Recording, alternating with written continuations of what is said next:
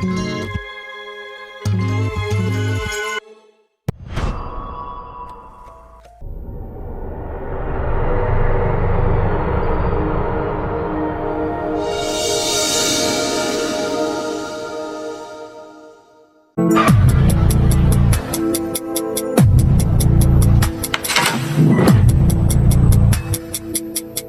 ang dahilan ng pagkakaroon ng mga organizations have the Philippines topside bagyong gaya ng Super Typhoon Yolanda at Bagyong Apoy.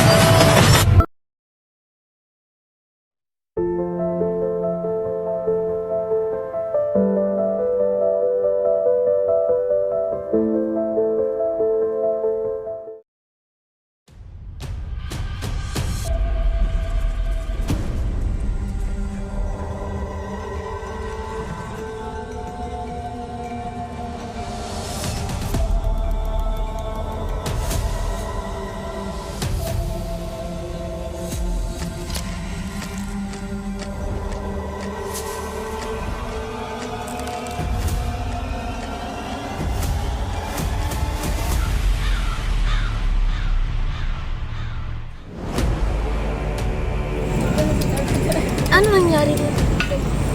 Ha? Saan yun?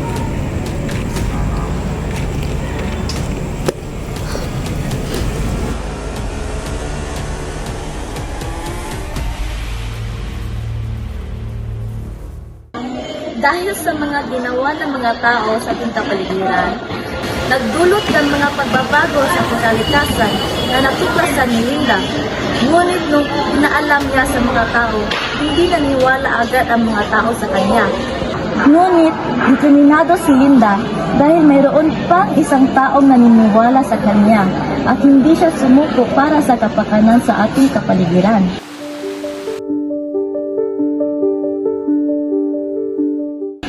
Ano nga bang nangyari doon? Paano niya nalaman?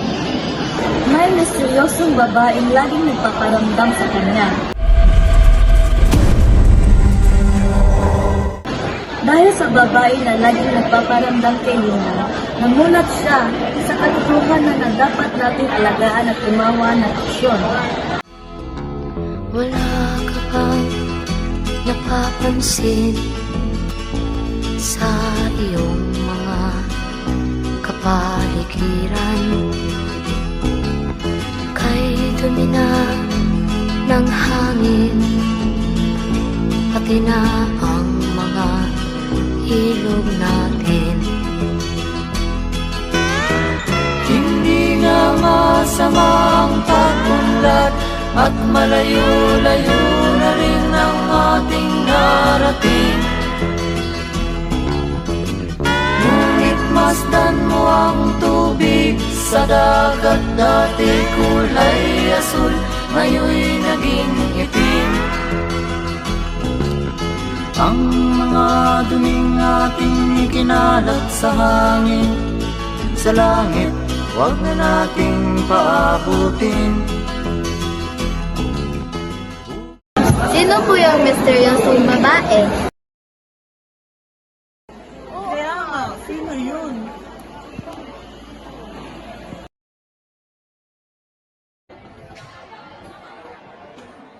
Uy, nabasa mo lang ito. Ay, Uy!